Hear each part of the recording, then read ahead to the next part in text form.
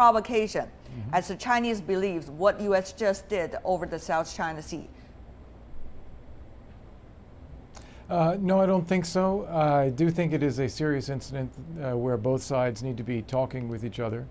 We obviously have different points of view about sovereignty issues. China claims sovereignty over parts of this sea that the U.S. does not recognize, nor do other countries in the region recognize. The U.S. takes no position, but we know it's a disputed area instead. And we both operate military aircraft and military forces in the area.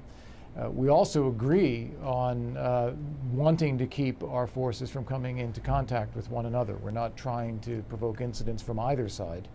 And I do think it's important that we communicate about that to try to maintain as much peace and stability as possible. We communicate. How much can we communicate? How much of those communications will be able to avoid possible clash or conflict? Well, yes. The site. Yeah, I think it has been done in the past, yes. Very briefly it has from been you, done in the past Ambassador. and can continue to be done. Yes, you frame the issues of what you agree on and what you disagree on. There will be areas of disagreement, but you try to at least manage those to avoid actual conflict. Ambassador Xu here in Beijing, yes, we try to do that. Everybody state their opinion. It's an international practice to do that when you have conflicts, but in reality, when those two planes fly very close to one another, there's always the possibility of an accident. When accident happens, that is totally bringing the thing to another different nature. So, Professor Xu, are we playing with fire? And who is playing with fire? I think it's really dangerous for this kind of place. Communication can play a role, and this is very important for the two sides who frequently engage in such a kind of place. But I think to the utmost, it can play a limited role in avoiding conflict between the two sides. The best bet is, I think, is try to talk and to avoid these kind of so close contact with each other. That means I think the U.S. should reduce their times to have a coastal reconnaissance to the other sovereign states. Unfortunately, the U.S. has played that kind of games during the Cold War, and they have rich experience, and they want to play the games again in this area, in China, coastal areas, and even the others. But Professor Xu, I have to fundamentally pose a threat to the other countries. But I have to ask you this question, just to be fair here for the discussion.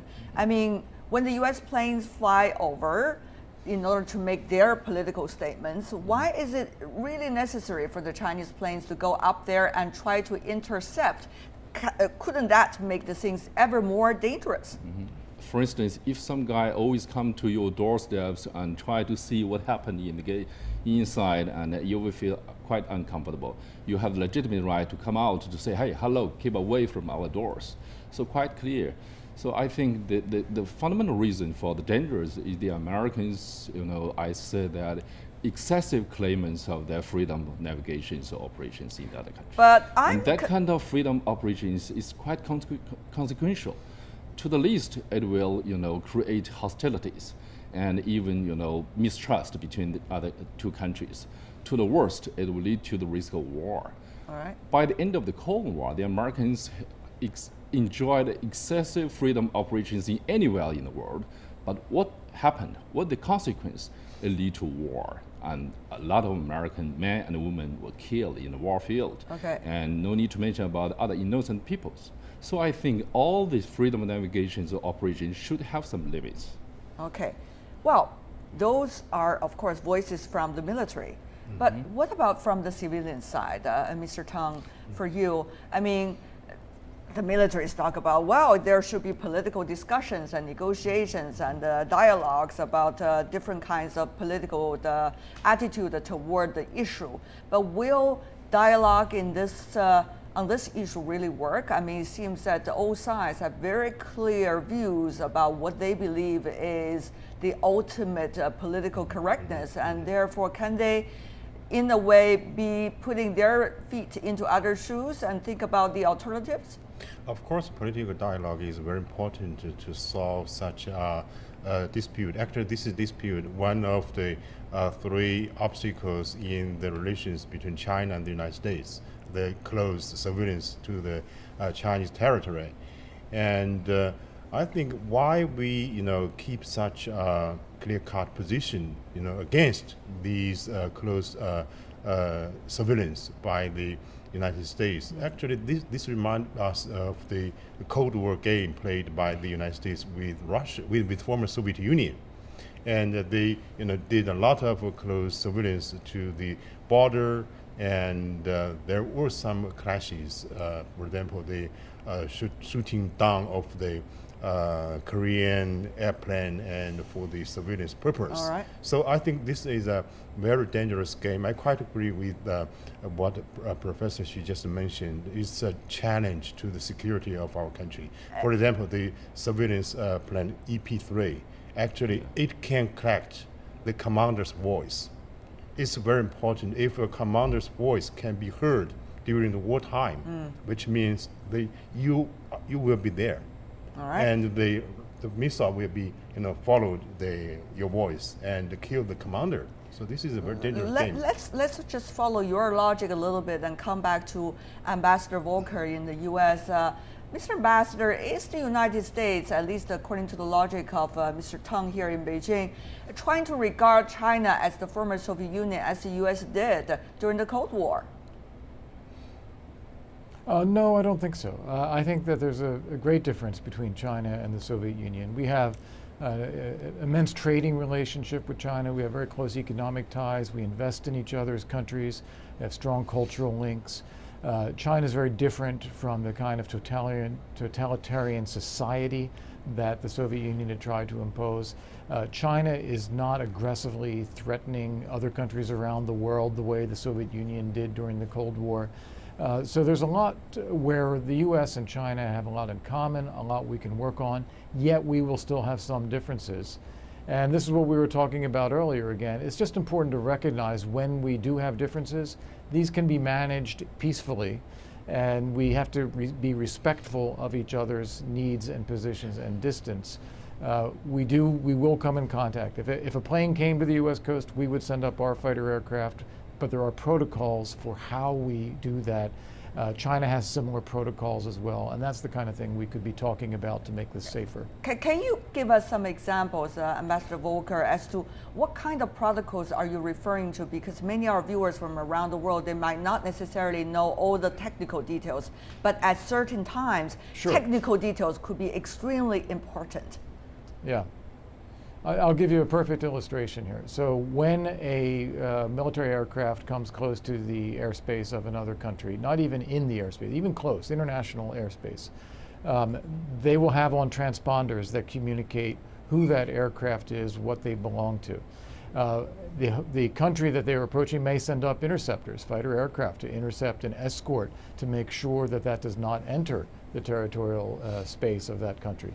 There will be communication between the pilots to say, here is who we are, here is who you are, what are your intentions, and there's also a safe distance that is maintained between the aircraft to avoid sudden moves and to avoid coming into collision.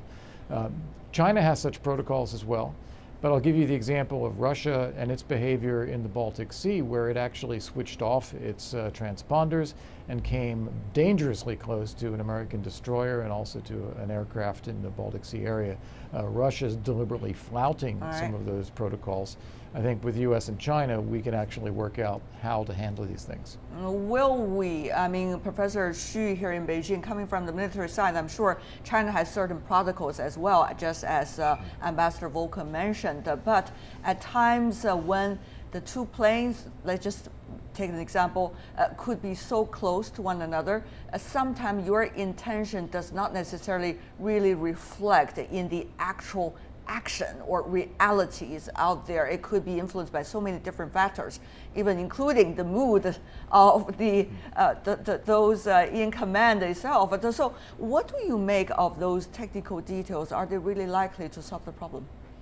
I'm really appreciate that your American friends know so much detail about the tactical matters they used to take or they practiced in the past. But I have to say that tactical matters can only resolve tactical issues.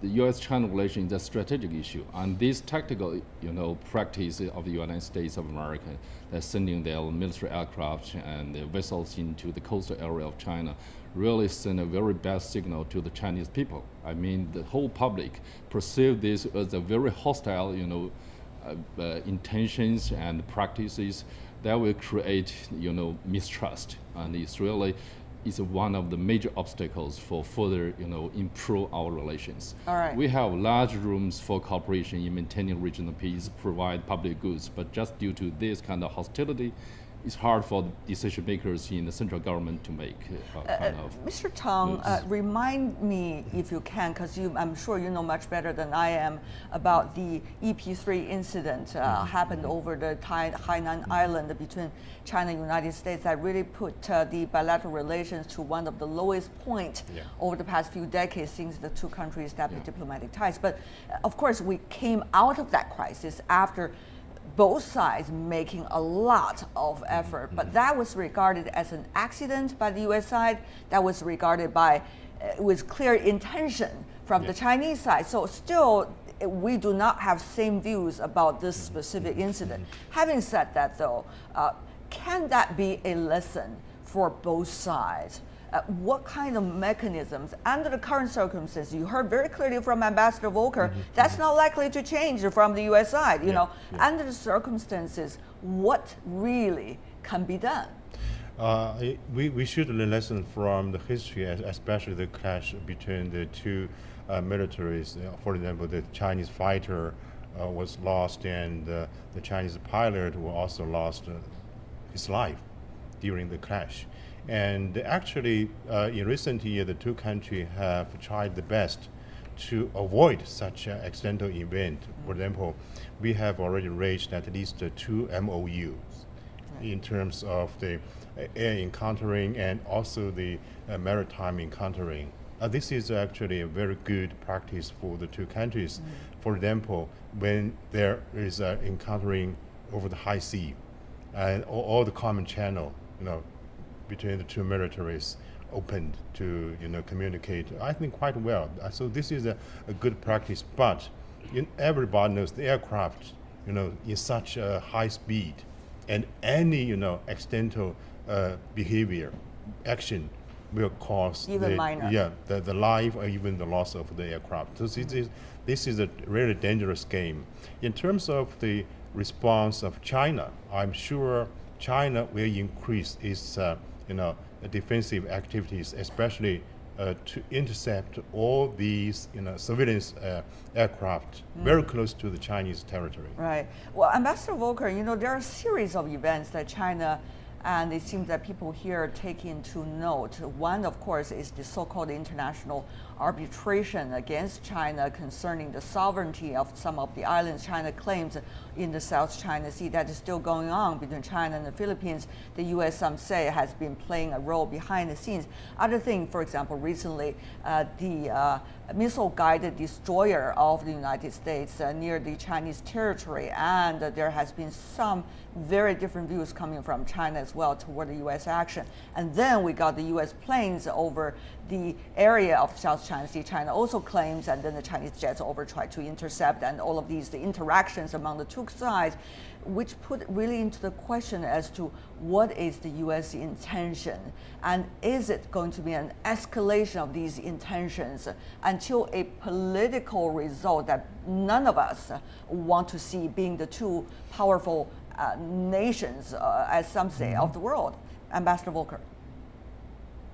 Sure, thank you. First off, I think there's 3 principles to mention. One, the U.S. doesn't take a view on the dispute between China, Vietnam, Philippines on sovereignty over issues. We recognize that there is a dispute and we don't take a position on it. That means that we do not favor, second principle, we do not favor unilateral action by any actor, whether it's Vietnam or China, to assert military dominance or control in this area because we see it as a dispute. And the third principle is what was mentioned, freedom of navigation. It's a hundreds of years old principle that in international waters, navies have the ability to access those waters, use that space, and we believe upholding that principle. So what is the U.S. intention? The U.S. intention is to live with those principles and to see that stability and peace are maintained, as has been the case ever since the end of World War II. We're looking at 60 years of peace in this respect. Nothing should change now. All right. We talk about peace, but we also talk about the current challenges. I would like to hear quote the Chinese ambassador to the United States, who has been very vocal, of course, during his term in the U.S., Mr. Cui Tiankai. Ambassador Cui recently described the current U.S.-China relationship as being, quote, another defining moment, end of quote. Ambassador Cui said that whether the two sides can make the right choices depends on three key factors, as he sees it: their visions of the world today, their perceptions of each other, and their will and skills to manage differences while enhancing cooperation. Earlier, of course, the three gentlemen here mentioned a lot about the skills, technical skills to manage the differences. But eventually, what are we looking at when China, in a way, is begin to rise and U.S. is the incumbent power? How those technical details, strategic visions, and also realities be handled? I want to hear from both of you very briefly, if you can. Professor Xu. I want to repeat again, tactical, matters can only resolve tactical, problems. But those tactical problems really have a strategic implication. So the strategic vision of the two sides is very important. We try to define the relationship, but up to now there's no clear and definite definition of this relationship. Although we passed over several rounds of crossroads, I do hope that we can. Right. Experienced with such a kind of ups and downs, it's time for China and U.S. to define the relationship for building the new major power relations. Can we define? Yeah, I'm sure. I quite agree with what Ambassador mentioned just now. We are defining the relationship between China and the United States. For example, in security, economy. Actually, the competition between the two sides in these two areas has been intensified. And actually, the standoff in the South China Sea is very significant, part of the defining of our relations in this regard. Interesting. Ambassador Volker, final words from you. Thank you, and compliments to Ambassador Cui. He's an excellent diplomat here in Washington. And I think what he uses the word defining moment. That can be seen negatively, but it can also be seen positively. All right. Because as some of your other guests said, we do have different strategic visions, but they are not necessarily incompatible visions. With a growing China and with a strong United States, we have a lot of shared interests. We have some shared values, some differences. And I think if we work together, we can grow together. And I think there's a possibility of this being a defining moment in a very positive sense as well.